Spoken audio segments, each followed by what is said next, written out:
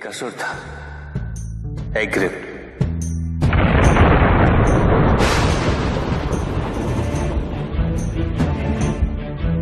एक दिन वो ब्रह्मलोक गया।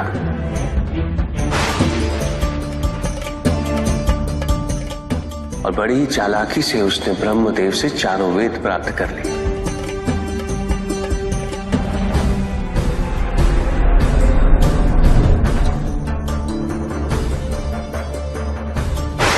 और जाके समुद्र में छुप गया।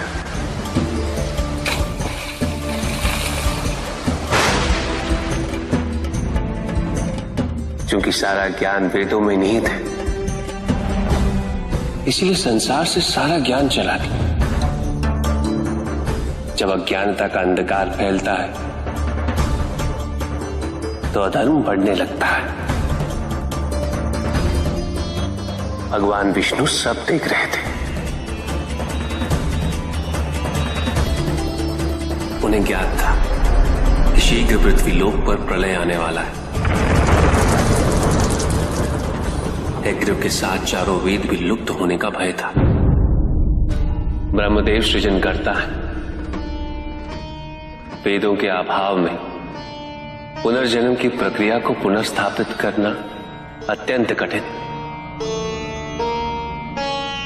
इसीलिए एग्रिप से उन वेदों को पुनः प्राप्त करना अनिवार्य था। तो भगवान विष्णु ने क्या किया? भगवान विष्णु ने एक मत्स्य रूप धारण किया। वो एक मछली बने और नदी में अवतरित हुए। राजा सत्यव्रत स्नान कर रहे थे। एक छोटी सी मछली उनके हाथ में आ गई। इतनी छोटी मछली? भगवान विष्णु?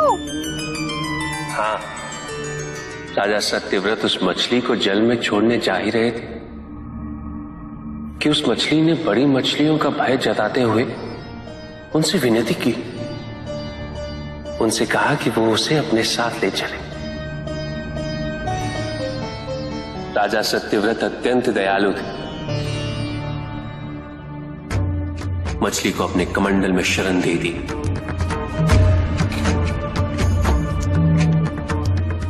और अपने महल में ले गए। किंतु रात भर में मछली इतनी बड़ी हो गई कि कमंडल में रह पाना उसके लिए संभव ही नहीं था। और उसका बड़ा आकार देखने के पश्चात राजा सत्यव्रत ने उसे कमंडल में से निकालकर एक मटके में डाल दिया। मटके में डालने के पश्चात उसका आकार पुनः बड़ा हो गया। तो राजा सत्यव्रत ने उसे मटके में से निकालकर एक सरोवर में रख दिया।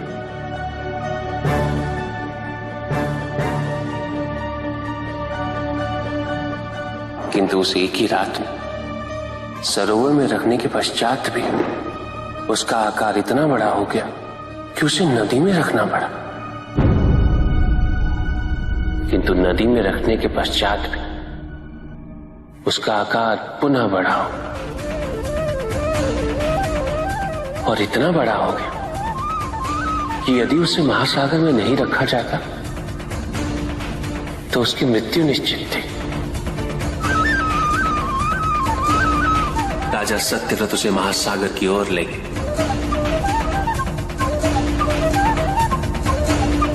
क्योंकि राजा सत्यव्रत तपस्वी थे, ज्ञानी थे,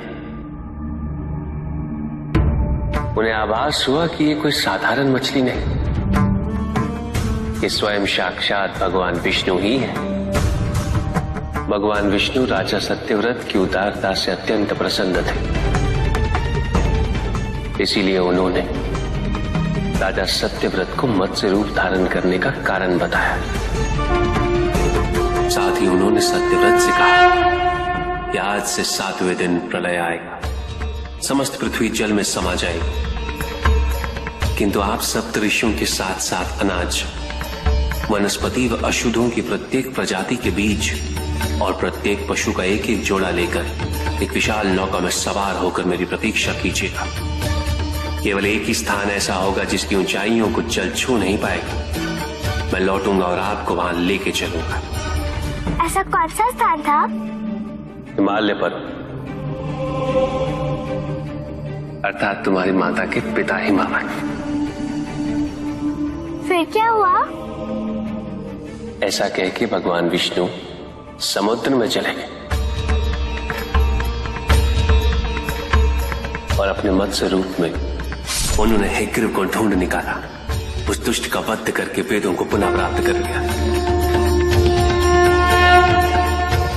तो क्या प्रलय आया? हाँ, ठीक 7वें दिन। किंतु भगवान विष्णु के आदेश अनुसार राजा सत्यव्रत एक विशाल नौका में उनकी प्रतीक्षा कर रहे थे। तभी विष्णु जी एक सींग वाली विशाल स्वर्ण मत्स्य रूप में प्रकट हुए। नौका को मत्स्य से बांधते हेतु सर्पराज वासुकी का प्रयोग किया गया और विष्णु जी ने अपने वचन अनुसार उन सबको हिमालय तक सुरक्षित पहुंचाया, ताकि प्रलय के पश्चात वेदों के आधार पर संसार पुनः बसाया जा सके।